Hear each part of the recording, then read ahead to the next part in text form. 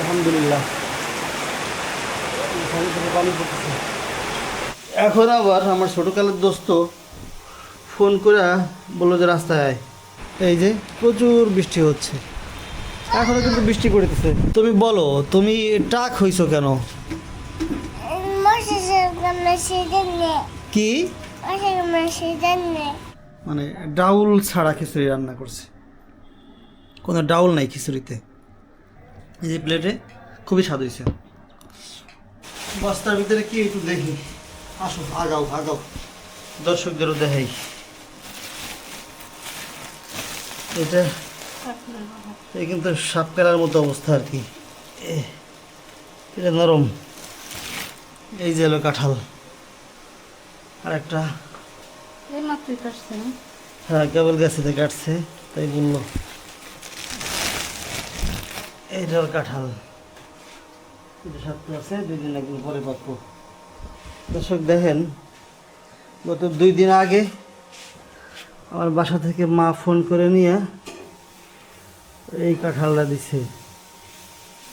এই কাঁঠালটা 2 দিন আগে দিছে, এটা পাকে নাই দেখে গতকালকে আবার এইটা আনছি আর এইটা আনছি, এটা পাকা।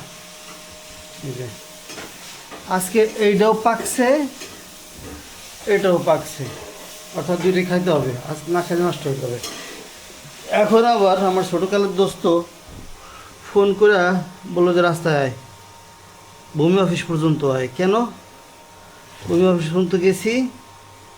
এইটা দিছে পাকা কাঁঠাল একেবারে, আর এইটা হয়তো একদিন পরে পাইকে যাবে। এইটা ওদের গাছের কাঁঠাল অনেক স্বাদ বেশি, ও প্রত্যেক বছরে আমার 1-2টা কমপক্ষে খাওয়ায়, সেজন্য আজকে 2টা দিয়ে গেল। তার মানে এখন আমরা বাসায় মানুষ হলো মোট 4 জন। কাঁঠাল পাকছে 1টা 2টা 3টা কাঁঠাল পাকা আছে 4 জনে, আমাদের এই খাইতে হবে। এটা কি সম্ভব? কখনোই সম্ভব না, কারণ 4 জন লোকে একটা কাঁঠালই খাওয়া যায় না। আলহামদুলিল্লাহ, প্রচণ্ড গরমের পর স্বস্তির বৃষ্টি শুরু হয়েছে, অনেক বৃষ্টি, অনেক। আমি যদি একটু ভিডিও নেই, আলহামদুলিল্লাহ পানি পড়তেছে।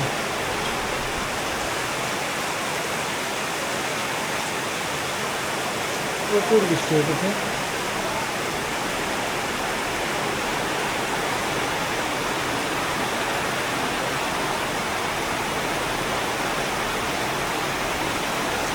রোদের পরে বা প্রচণ্ড গরমের পরে যখন স্বস্তির বৃষ্টি হয়, তখন আসলে একটু অন্যরকম অনুভূতি তৈরি হয়। দেখেন ছাদের উপর দিয়ে কী পরিমাণ পানি জমছে, এই যে প্রচুর বৃষ্টি হচ্ছে, এখনও কিন্তু বৃষ্টি পড়তেছে। আমরা এই ফাঁকে ছাদের আমাদের যে রান্নাঘর বলতে এখানে একটা টাওয়ার ছাদের উপরে, সেই টাওয়ারের এখানে উপর ছাদ দেওয়া, সাইডে ওয়াল নাই, সেই জায়গাটা আমরা রান্না করি, লাকড়ির রান্না, চুলার রান্না, সেখানে বসে আছি আর এই বৃষ্টির বাতাস উপভোগ করতেছি, খুব ভালো লাগতেছে। বাবা শব্দ করো না, ওই লাঠি তুমি এখানে বসো, এর মধ্যে বসো, বসো এখানে, বসো। ছাতা তো ভিজানোর জন্যই, ছাতা ভিজলে সমস্যা নাই, ছাতা ভিজে যাইতেছে। মা হইবের ছাতা ভিজে যাওয়ার আছে সেটা বলতেছে, ছাতা ভিজলে কী হয়। আমরা এখানে বৃষ্টির পানি কীভাবে ধরি দেখাই আপনাদেরকে। এই যে হচ্ছে ছাদে ওঠার যে সিঁড়িকোটা, সেটা এখানে একটা চাল দেওয়া আছে, টিনের চালের সাথে আমরা, এটা বলে ঢালা, মানে 2 দিক থেকে যে ঘরে টিনের ঘর করলে 2 দিক থেকে তখন টিন যায় উপরে, একেবারে মেন পয়েন্টে যেই পার্টটা থাকে এটাকে ঢালা বলে আমাদের এই অঞ্চলে। সেই ঢালা আমরা এখানে একটা পার্ট সেখানে বাঁধে দিছি, আর যার কারণে ওই বৃষ্টির পানি সব গইরা এই ঢালার মধ্যে পড়ে, এই উত্তর দিয়ে একেবারে ড্রেনের মতো এসে আমাদের এই ড্রামে পানি পড়তেছে। এই ড্রাম থেকে পানি নিয়ে আমরা আবার আমাদের ঘরের মধ্যে যে ড্রাম আছে সেখানে সংরক্ষণ করব।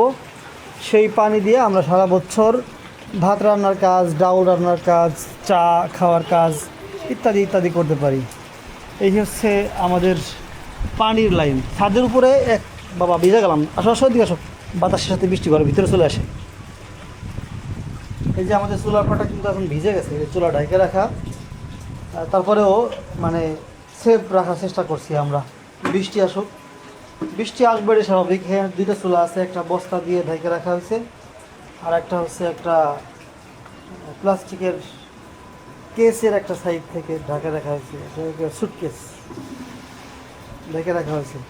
আর বৃষ্টি কিন্তু প্রচণ্ড বৃষ্টি হয়েছে, পানি নামে গেছে ছাদ থেকে বাইরে পাইপ দিয়ে, এখনও কিছু অংশে পানি জমা আছে ছাদের উপর দিয়ে, আর হলো গুড়ি গুড়ি বৃষ্টি এখনও হচ্ছে।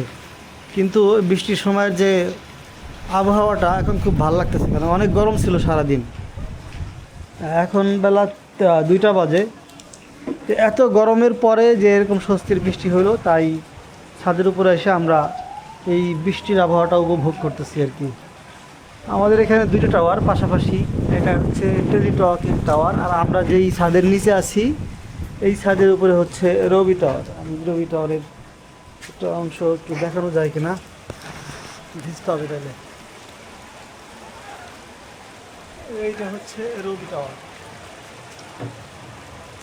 আর আমরা আছি রবি টাওয়ারের নিচে। টাওয়ারের নিচে মানে যেই ছাদটুকু করা, কিছু অংশ টাওয়ারের যন্ত্রপাতি ঢুকে রাখা আছে এই অংশে, যে দরজা, আর এই অংশটা ফাঁকা, যার কারণে আমরা এটা ব্যবহার করি। এই যে আমাদের অপ্রয়োজনীয় কিছু মালামাল এখানে রেখে দেওয়া আছে, যেগুলি অপ্রয়োজনীয় জুতা টুতা এখানে রেখে দেওয়া। অনেক বড় জায়গা তো, অনেক স্পেস এই জায়গাটা, অনেক বড় একটা স্পেস এই জায়গা। কিছু লাকড়ি এখানে রেখে দেওয়া আছে, রান্নার কাজে আমরা ব্যবহার করি। কিন্তু এখন তো গুড়ি গুড়ি বৃষ্টি, বাতাসে এসে ভিজতেছে, আবার রোদ আসলে শুকায়ও যাবে, সমস্যা নেই। তুমি বলো, তুমি টাক হইছো কেন? কি মশায় কামড়ায় সেই জন্যে? ও, মাহিব টাক হয়েছে মশায় কামড়ায় সেই জন্যে। তার মানে মাহিবের শরীরে যখন কোনো জায়গায় একটু চুলকায় বা একটু গরম লাগলে, যখন যে ঘামাচির মতো হয়ে চুলকাইছে মাথায়, ওই চুলকাইলেই ও বলে যে মশায় কামড়ায়। হ্যাঁ, গায়ে বা হাতে পায়ে বা মাথায় যে জায়গায় হোক একটু চুলকায় উঠছে, ওর সাথে সাথে বলবে যে মশায় কামড়ায়। তো হলো মশায় কামড়ায় দেখে ওর চুল কেটে ফেলা হয়েছে। এখন মশা কামড়ায় না।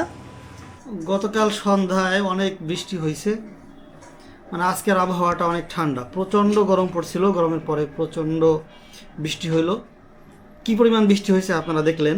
তো আজকে হলো এখন সকালে আজকে রান্না হবে অসায় খিচুড়ি, কারণ বৃষ্টির পরে আবহাওয়া ঠান্ডা, খিচুড়ি খাওয়ার মজাই আলাদা। তো সেই খিচুড়িতে আজকে একটা ভুল করছে, সে হলো কি, মানে ডাউল ছাড়া খিচুড়ি রান্না করছে। কোনো ডাউল নাই খিচুড়িতে, কোনো ডাউল নাই, ডাউল ছাড়া খিচুড়ি রান্না। সাথে আছে আমের আচার, আর সাথে আছে হলো খাঁটি গাভীর দুধের ঘি। ওটা মানে আমাদের এখানে একটা মিষ্টির দোকান আছে, মুসলিম সুইটস, ওনাদের নিজস্ব গরুর ফার্ম আছে, অনেক পরিমাণে দুধ হয় প্রতিদিনও এখানে। ওনারা কী করে, ওই নিজেদের ফার্মের দুধ দিয়ে ওনারা ঘি তৈরি করে, মিষ্টি তৈরি করে। আমাদের এই বাজারে অনেকগুলি মিষ্টির দোকান, তার মধ্যে একটাই আছে মুসলিম সুইটস নামে। তো ওনাদের দোকান থেকে এটা কিনা, মানে ওনারা সবসময়ের জন্য খাঁটি মালামাল বিক্রি করে, যার কারণে সকল দোকান মিলে যেই পরিমাণ বিক্রি হয়, ওনাদের একলাদের দোকানে ওই পরিমাণ বিক্রি হয়। মানে যারা দূর দূরান্ত থেকে আসে, সবাই তো জানে না যে কোন দোকানে খাঁটি ভালো মাল পাওয়া যায়। যারা জানে তারা ওই দোকান ছাড়া অন্য কোনো দোকান থেকে কিনে না। ওনারা খুব ভালো মানের মিষ্টিও তৈরি করে, ঘি তৈরি করে, দই তৈরি করে নিজেদের ফার্মের দুধ দিয়ে। তো সেই দোকান থেকেই মূলত ঘি কিনেছিলাম আমি, শেষ হয়ে গেছে, আর লাস্টে অল্প অংশ আছে দেখা যেতেছে। মোটামুটি সেই ঘি আর হচ্ছে আমের আচার আর ডাউল ছাড়া খিচুড়ি রান্না। ডাউল ছাড়া খিচুড়ি যে খাওয়া যায় না, এটা চিন্তা করার কোনো কারণ নাই, বেস্ট স্বাদ হয়েছে। অর্থাৎ খিচুড়ি ডাউল ছাড়াও রান্না করা যায়, এই মানে চিন্তাটা মানুষের মধ্যে নাই। কারণ ছেলেরা আম্মু রান্না করে সে নিজেই ভাবতেছে যে আমি ভুল করে ফেলাইছি, মনে হয় ভালো লাগবো না, আমাকে বলতেছিল যে খিচুড়ি খাইও। আমি কি তাদের বলবো যে খিচুড়ি খাওয়া যাবে না? কিন্তু এখন তো খাই যেতেছি যে না, খিচুড়ির মতোই হয়েছে। ডাউল না দেওয়া যে অপরাধ তা না, তো ডাউল দিলে স্বাদ আর একটু বেশি হয়।